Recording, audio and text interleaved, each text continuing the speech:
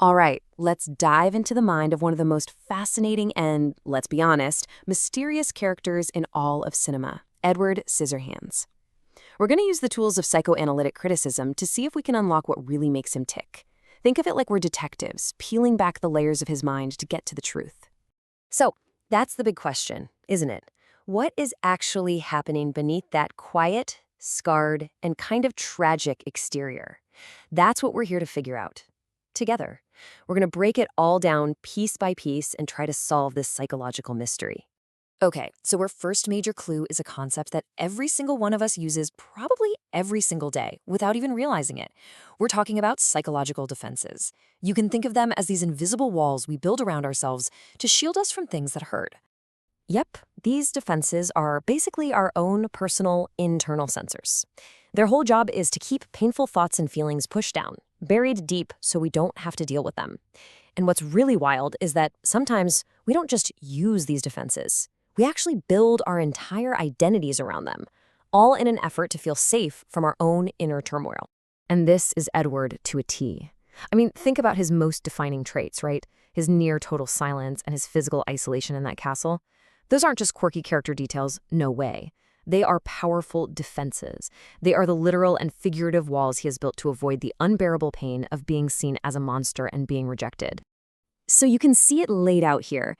Edward's main defenses are his isolation, his silence, and the sort of childlike innocence he has. That's what analysts call regression. But here's the thing, it's not just him. The townspeople have their own defenses too. At first, they use selective perception, choosing to see only his incredible talent for sculpting and haircutting, completely ignoring his obvious pain. But then, when things go wrong, they switch to projection. They call him evil to avoid facing their own fear. It just goes to show how universal this stuff really is. But here's the catch. Those defensive walls we all build, they're never completely foolproof. So what happens when they start to crack under pressure? Well, that's when anxiety enters the picture. Now, in psychoanalytic terms, anxiety isn't just about feeling nervous before a test. It's way more intense. It's like a critical alarm bell going off in your head. It's that terrifying, totally overwhelming feeling you get when your defenses fail, even for a second, and something you've been hiding from yourself starts to break through. This quote really just puts it perfectly. Anxiety is the return of the repressed. Think of it as a signal flare, telling you that the secrets and painful memories you thought you had locked away are now fighting like hell to get out and reach your conscious mind. And we see this exact process play out so clearly when Edward is falsely accused of that crime. His defenses, his silence, and his gentle nature are suddenly challenged. All those repressed feelings of fear, loneliness, and even rage finally burst to the surface. And the result? A massive anxiety attack, where he lashes out, destroying his own beautiful ice sculptures. The walls have completely crumbled.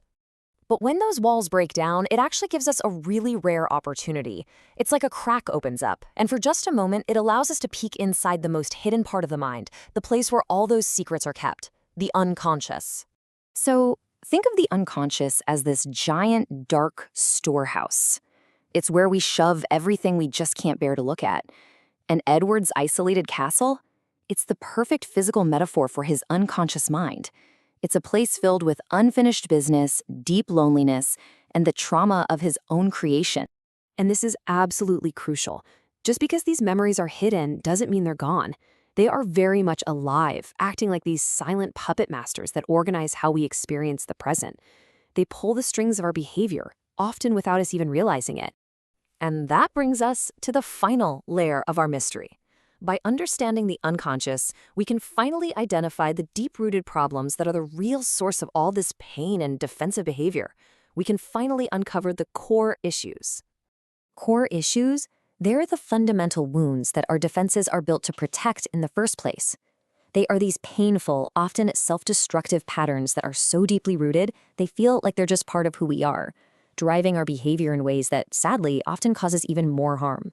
For Edward, we can identify 3 huge ones. First, because his creator died before he was complete, he has this profound fear of abandonment. This directly feeds his second issue, incredibly low self-esteem. He has a core belief that he is unfinished, a monster who's unworthy of love. And when you put those two together, you get the third, a deep fear of intimacy, because he's convinced that getting close to anyone, especially Kim, will inevitably cause pain both to them and to himself. So the whole point of this kind of analysis isn't to build stronger walls. It's to understand why the walls are even there, and then carefully start to dismantle them. Edward actually begins this process. He becomes aware of his own pain. But what his story shows us is that true healing requires more than just self-awareness. It also requires acceptance from the world around you. And that leaves us with this final kind of haunting question. Edward's story is this powerful psychological portrait, sure, but it also asks something really profound about all of us. He retreats back to his castle, his defenses rebuilt, and it forces us to wonder, can any of us truly heal? Can we really tear down our own walls if the world outside isn't willing to accept us, scars and all?